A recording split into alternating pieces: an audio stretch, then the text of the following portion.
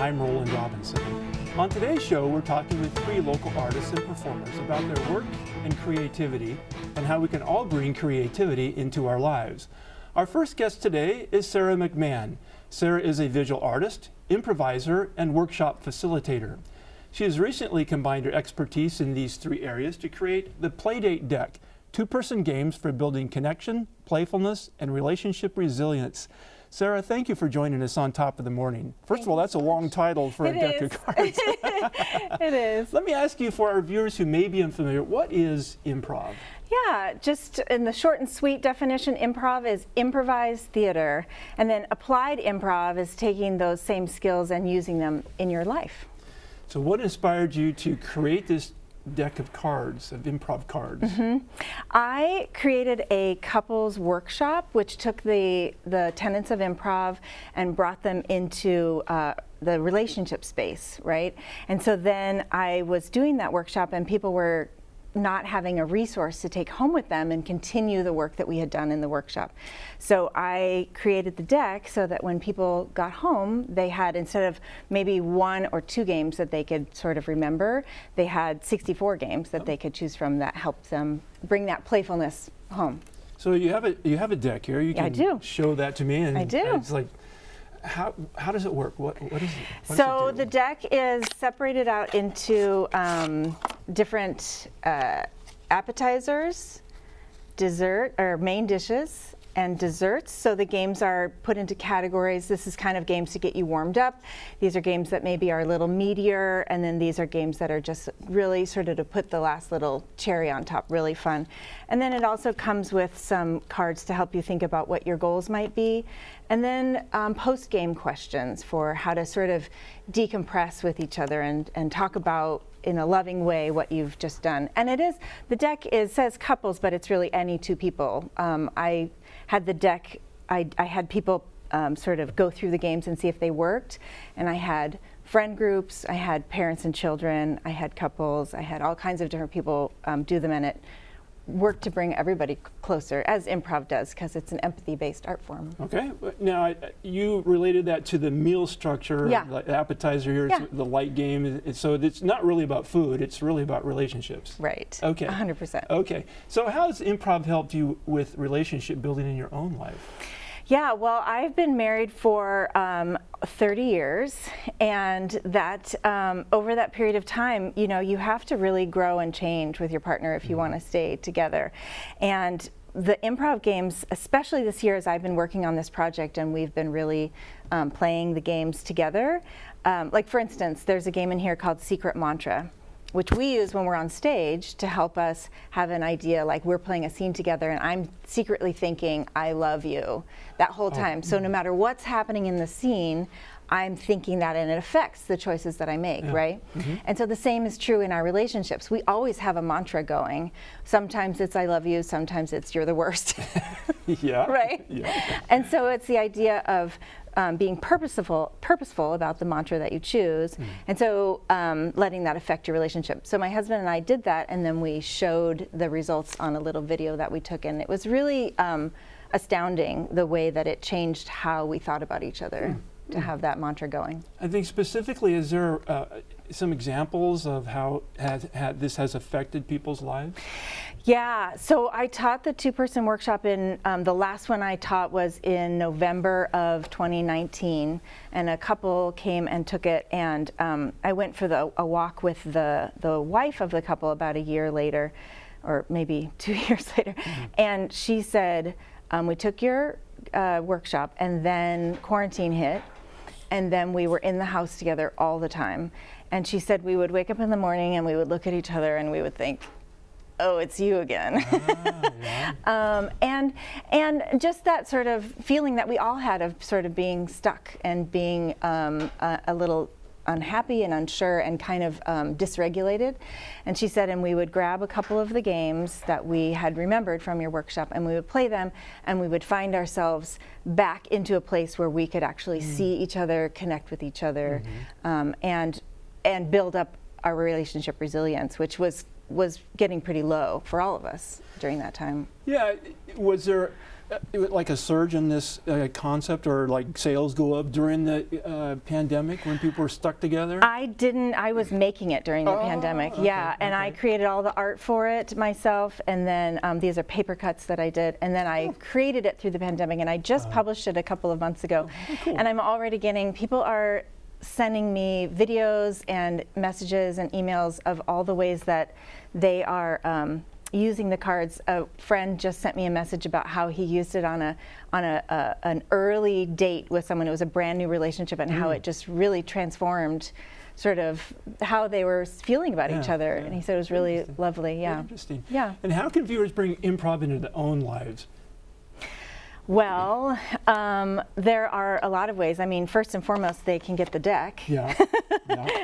And use the games in the deck. But there are simple improv games. Like my mom and I on the drive down here just played a game called That's Awesome, where you go back and forth and say true things about yourself, and you both say that's awesome. And it just brings you sort of into connection with the person that you're with, whoever it is, and you get to celebrate the mundane with each other. And it also, by playing these games, shifts you into a real space of rest and digest, right? It gets you out of sort of the fight or flight. It stimulates your vagus nerve. And so they can play any of these games by looking online, playing like the deck, going and taking classes. There are tons of places all around where you can take improv classes. Right. Yeah. You have a website, correct? I do. What's your website? It's sarahdelighted.com. Okay. Yeah. Sarah, thanks so much for joining us. Thank And you. It's nice to hear about your deck. I hope you have great success with that. Thank you so much. We'll be right back to speak with Audrey Kohler and discuss her latest book on called Passenger Poet. Stand by.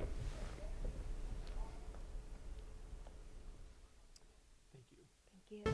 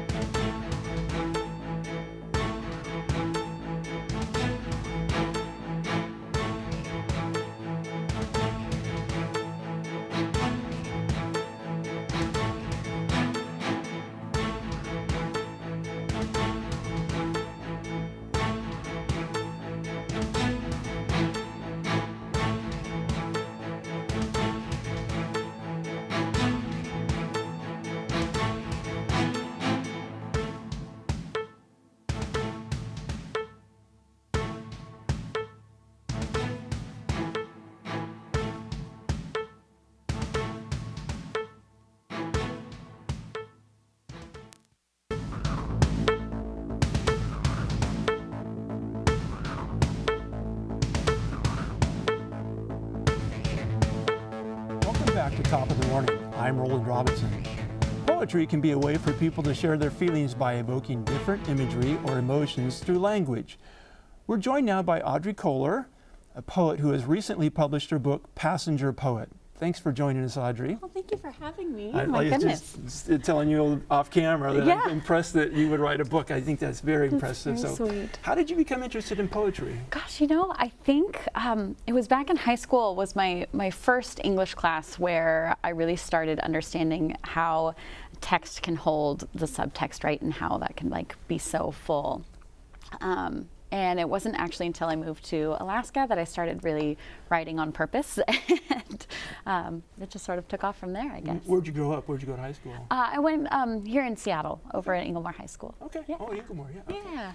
What was the inspiration behind your book, Passenger Poet? You know, really, it was, I found myself in my life just feeling so far away from myself. I was like working at a desk job and I hadn't done anything creative in a long time, and that's always been really important to me. And I thought, you know what, I think I just have to run to the mountains. This is all that was popping in my head. So I moved to Alaska, and while I was there, there was a poster board for a local poetry event. And I thought, well, I'll go, I'll meet some people and make some friends. Yeah. But then it wound up being a contest, and I was like accidentally performing, and I did well. I said to keep coming back. So you just mostly kind of community. Yeah, you fell just into fell it. into it. Yeah, Very yeah, interesting. truly. So I understand you go on book tours, and I assume book signings and that kind of stuff, and you get to meet your readers. Yes. What's it like to meet the people that read your poetry, and what kind of feedback do they give you? Oh, I mean, it's amazing, really. I feel like it's taken off a life of its own, and poetry for me, obviously, I have an intent when I write something, and it means something to me. But what's so beautiful with poetry is that it's so malleable, and really, and I say this in the book too, it's like these words are for you. So whatever you need from them, whether it's like a little bit or a full like Costco wholesale bundle, like take it all with you. Yeah. So it's really lovely to see what people take from it and what it means to them, and I discover it more and more every day. That must be pretty fun to get that feedback. Really special, Yeah. truly, truly. So how do you develop a poem? What's the process from like start to final product? Yeah, it's fun. It can happen in different ways, which is also so lovely. So sometimes I'll start with a word or a line. Sometimes it's something I've overheard and I'll think about it. Or the other day I was eating an everything bagel and I was thinking about how silly that notion is of like everything in a bagel. Okay. I don't know. Like it's fun to slow down and I just notice things. So sometimes it's a word. Sometimes I go back and find things I've written a while ago, and then pieces fit together and it becomes a poem. But there's no one way, really. Okay, all right. Tell me about street fairs. You go to street fairs. I do, yeah. And what's that like? Gosh. Oh, it's delightful. Again, yeah. I'm at the Ballard Market most of the time. But it's fun. People are usually so surprised to see you, and I'm out there with my typewriter too, so they're excited about the machine. An actual typewriter? An actual typewriter, a real, true typewriter. I can see where there would be some fascination with that. No, it's so fun. But I usually ask people what's on their mind or on their heart, and then I'll type something up based on that. And it's just a great way to give back and set the poems free. So inspiration, though, like instantaneous inspiration to write a poem for somebody. Yeah. How does that work? I guess really I just try to chase whatever I feel authentically in that moment and not get too in my head or in my own way, which I think can happen a lot to all of us. So I just let the words carry me where they lead. It's like a little river, I guess. So this is just kind of a little off topic maybe, but I think it's traditional when I think of a poem as a child, I think rhyming. Sure. How much rhyming is involved in poetry? Oh, I mean, it can be an entire poem, could be rhyming if you want, but what's so beautiful, again, about, can you tell I like poetry? Yes. The root word actually really just means to make. So if you've made it, it's a poem, and that's my philosophy. So even if it's a cup of coffee in the morning, that can be a poem. Oh, that's a great concept. Thank you. I've never heard that before. It's delightful. It's everywhere, truly. Tell me about the role of community in poetry writing. Oh, absolutely. I mean, it's everything. That's how I fell into poetry. I met some wonderful poets, and I got excited about writing. But even now, I'm engaging mostly with the community through poetry. So it's to be able to sit in one place and have the town move past you and engage with folks as they walk by. That's a beautiful thing. And I'm heavily influenced by place in my poetry and my writing. So I guess everywhere there is a gathering, then there's so many lives colliding all at once, and that's so miraculous. Are you like 100% that's what you do for your vocation, or do you do something else and this is on the side? It's a mix of both. I guess it depends on how lucky I am, how nice the weather is, right? Okay. And how much influence has Alaska had on your poetry writing? Oh, again, I mean, immensely. I found myself there, and so it's with me always. What advice would you give to somebody who is interested in getting into writing poetry? Oh, just start writing. Just start writing and notice the writing you're already doing, like a grocery list. That could be a poem. Don't set constraints on yourself. Just pen to paper and see what happens. I've never thought of a grocery list as a poem. Now you have. Yeah, that's for sure. Okay, thanks Audrey for joining us. We'll be talking with founder of Bandit Theater, Annie Berry, right after this break.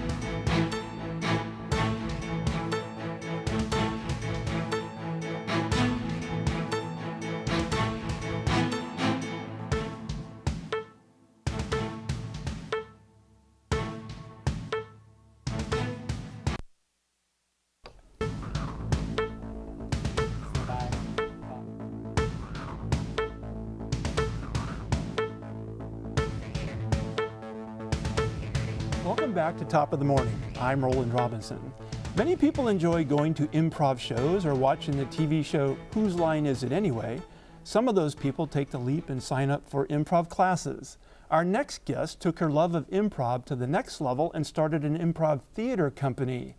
We're joined now by Annie Berry, the founder and artistic director of Bandit Theater. Annie, thank you for talking with us today. Oh yeah, thank you so much for having me. I'm excited to be here. So how did you get interested in improv?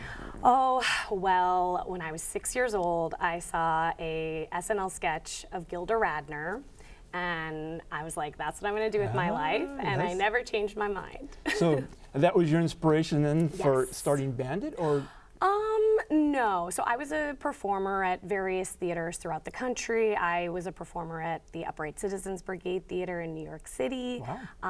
I briefly was part of a theater in New Orleans, and then I taught at Washington Improv Theater in Washington, D.C. So you've been all over the All place? over. Where'd you grow up? I grew up in the Bay Area in a Okay. little town called Hercules. Okay. Yes. And now you're in the Tacoma, Seattle area? Yes. How'd you yes. end up here? I moved here to found Bandit. So I was working in DC and had a difficult situation with the theater I was working at where there was a problematic person. I reported it and nothing happened. And I felt really frustrated because that was sort of a pattern that had happened at a lot of theaters where there were issues with people in positions of power and nobody ever did anything about it. And so I thought, what would it be like if the person who was running the theater actually cared about people, actually was part of the community, actually did improv with people in the shows and in the jams and all of that. So I was a teacher and a director there, and I just thought, hey, I will found my own theater. And I moved to Seattle because they didn't have a long-form improvisation theater here. There were other theaters, but they specialize in different types of improv. So there are different styles of improv within Seattle. So did you know that just because you'd been at different places around the country and were kind of aware of what's happening in different markets, and that Seattle was lacking that? Yes, I had a performer in Seattle reach out to me and say, there is a desire for this type of improv, but no theaters are offering education or really that type of show. And so I just moved here in 2018, and I founded Bandit within 2 months of living here. Wow, that's a major step. Yes, it was very big. So you teach improv? I do. Adults and children? Yes. What do you find differences between teaching adults and teaching children improv? Oh, children are shorter. Okay, no difference No besides difference that? otherwise. Really? Yeah, Okay. no. I mean, it's interesting because I've taught children different like styles of art. I taught at a Shakespeare camp, and children are very smart and they're able to learn everything that adults are able to learn. But it's just about breaking the concepts down in a more in a way that's easier for them to process. Yeah. So it's just the way that we approach the art form. But the art form's the same person to person. So would you rather work with adults or children? Oh gosh, don't make me choose. Okay, I love them all. Okay, I figured you would probably say that. I do. So It's true. tell me about this show that you have called The Reader. The Reader, yes, that's the first show that we founded Bandit with, and it is a tarot-based improv show. I play the tarot card reader. We pull audience members up, we read their tarot, and then a team of improvisers create scenes based on the reading. So you say you play the tarot reader. I do. You're not actually reading tarot cards. I am. You are. I am. Okay. I've been reading tarot for well over a decade. Okay. So it was a personal passion that turned into a comedy show. So you do a reading. Yes. And for a person who has volunteered out of Correct. the audience. Yes. That's Chosen kinda by scary. the fates. Chosen by the fates. We pull them out of a bucket. Oh. So. They sign up. They put their Oh, name they in the do. bucket. Okay. Yes. I don't just pull people out of the audience. Okay, that would be so traumatizing. they're pretty willing to go up there. Yes, then they have to be anyway? willing. Okay. Yes. And that's, I guess, one of the things that could happen is they could feel like either they're being roasted or they're being embarrassed or made fun of. How do you deal with that? Well, it's an interesting concept because people talk about very deep and real things that are happening in their lives. So Right. it's interesting because in comedy, we build tension and then we release it with the laugh. So the show is very satisfying because we handle these serious topics with sensitivity and kindness, but then also to be able to make up improv and release that tension. So it's very satisfying. How did you develop that show? Oh, it was just born out of, I love to read tarot, and I thought, oh, this might be a fun idea, and it turned out it was. And so the reading actually is shared with the entire audience? Yes, And yes, so in people real time. really do share deep parts about Yes, themselves then with yes. people they don't know. Yes, so the reader identifies as a unlicensed life coach. So we do say, you know, we are unlicensed. We are not able to actually give Okay. advice, Yeah. but we do give advice. Yeah. Okay. Yeah. So looks like you have some big events coming up in the theater, something new and different? Yes. So we're launching our new Tumbleweed teams. Those are our summer teams. So our main stage shows, Swipe Right, The Reader, Mad Science, Graham Worthy, they'll all be taking a hiatus for the summer. We'll relaunch in the fall, and we're having auditions for our Tumbleweed team. So we'll be bringing in new players, giving opportunities for our students and people who maybe aren't involved with Bandit to come play with us, get directed by us, and have shows. So exciting. What can people expect when they come to Bandit Theater to see a show? You can expect to laugh, have a great time, and feel like you're part of a community. We really try to foster a sense that everyone belongs at Bandit, and we're happy to have every person. How large is the venue? How many people would there be? So it depends venue to venue. So we do things at the Fremont Abbey, so it could be up to 200 people, or 18th and Union is a 47-seat theater. So we're all over Seattle and moving soon to Tacoma. Oh, you are? Where? We're still in talks with venues, okay. so All right. stay tuned. Okay. And what do you like most about running an improv theater? I love working with people. I just love people, and I adore being able to share the art form that has opened up my life in so many ways, and to be able to see people speak from their truth and create comedy is just magical. Well, thank you so much for joining us today. I Yeah, really thank appreciate you. you on the show. Yeah. And nice to hear about Bandit Theater and Yeah. your influence there. It's really fun to have you here. Oh, thank you so much. Thank you. Yeah. That wraps up our show for today. Thanks again to our guests Sarah and McMahon, Audrey Kohler, and Annie Berry for joining us and sharing their stories of what it's like to be an artist. Top of the Morning is a production of Broadcasting and Video Production Department at Bates Technical College. Please visit batestech.edu/broadcasting for more information. I'm Roland Robinson. Be sure to join us next time on Top of the Morning.